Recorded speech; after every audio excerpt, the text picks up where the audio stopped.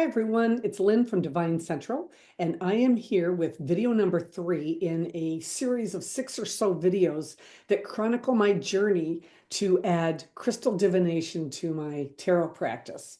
Okay, in video number 1, I explained why I chose this modality and I offered up all of the resources that I used to learn it.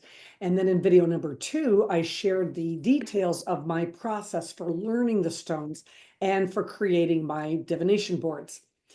This week, I will share the system I developed for reading the stones. Throughout this entire process, I was studying the other readers as they performed their crystal readings. By now, I had some decisions to make. The Gail Butler book and the Don Kirkham video, both of which I mentioned and linked to in my video number 1, were the most helpful.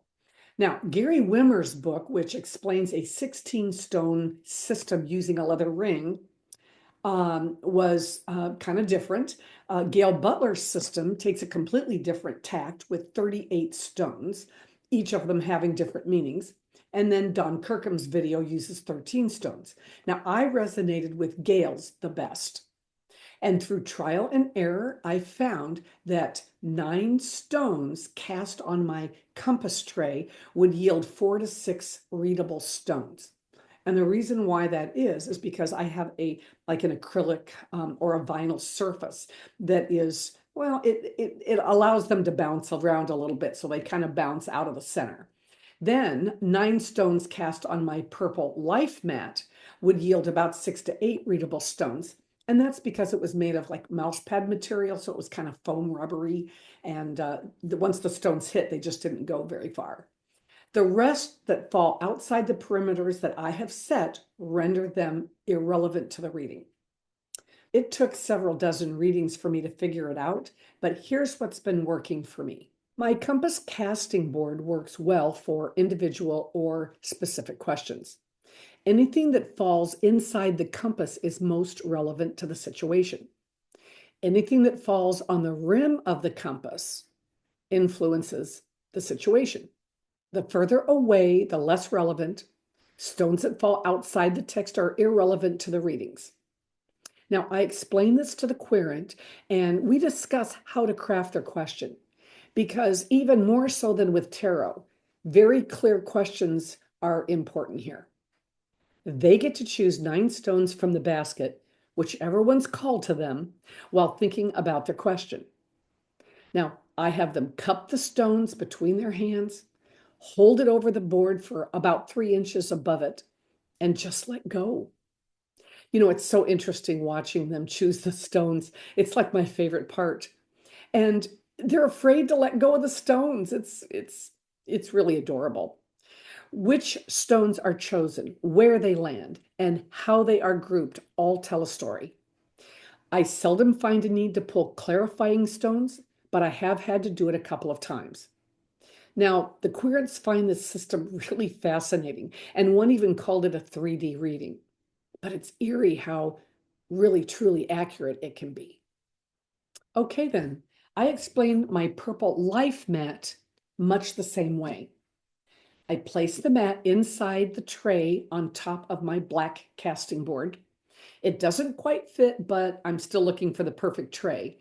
But for now, it tucks in pretty good. The querent chooses and drops 9 stones just as before. The closer the stones fall to the center, the more relevant they are. Anything that lands on the lines in between each life area influences both of those areas. Anything that jumps out of the tray or on the outside of the text is irrelevant to the readings. Again, which stones are chosen, where they land, and how they're grouped all tell a story. I find it's important to start with the center, and I work my way out to the outer sides of the mat. I also like to save the spiritual and the advice guidance sections for last. This mat is best used for what to watch for, not for specific questions. And since most people don't have questions, it's really perfect. They tend to like this board best. But you can see it would be a great way to start and then move to specific questions on the compass board. Okay. I charge $50 for a full tarot reading. That could be a Celtic cross or maybe a Celtic cross and then a series of spreads after that. I charge $60 for a combo, which is a full tarot reading plus one crystal question.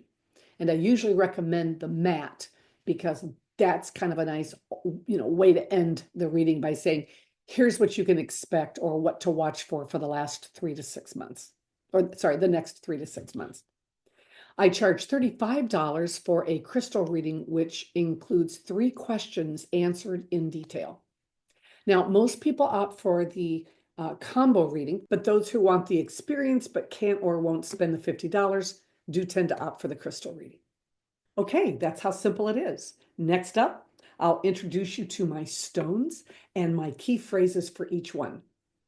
There is no right, there is no wrong, there isn't even a consensus system out there for this.